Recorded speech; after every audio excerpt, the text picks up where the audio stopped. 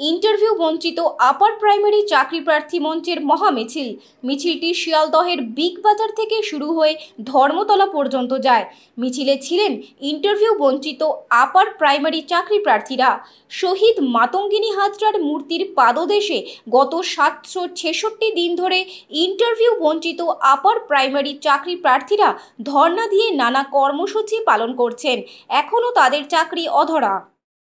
আমরা ইন্টারভিউ বঞ্চিত upper primary চাকরি প্রার্থীবৃন্দ আমরা 10 বছর ধরে এই অবস্থানে রয়েছি, আন্দোলন করছি।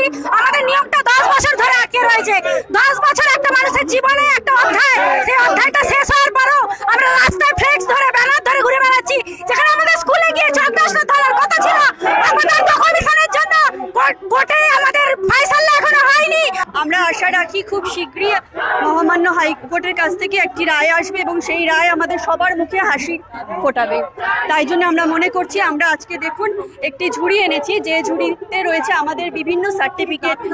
তার কারণ হলো আমরা এই সার্টিফিকেটগুলো কিন্তু কোথাও থেকে কিনে আনিনি, আমাদের বাবা মায়ের রক্ত জল করা পরিশ্রম, মায়ের গয়না বেচে আমরা ডিগ্রিগুলো লাভ করেছি, কিন্তু আজকে একটা আবর্জনায় পরিণত হয়েছে। তাই আমরা চাই যে মহামান্য হাইকোর্ট এবং দিদি খুব সহজেই আমাদের এই ভিক্ষা ঝুলিটা পূরণ করে দিক এবং আমাদেরকে আমাদের আইডেন্টিটিগুলো ফিরিয়ে দিক। আমরা আশা রাখছি আমাদের সমস্যার খুব দ্রুত সমাধান হবে, কিন্তু যদি কখনো না হয় তখন নিশ্চয়ই আমরা পরবর্তীকালে আরও কঠোর পদক্ষেপ নেব।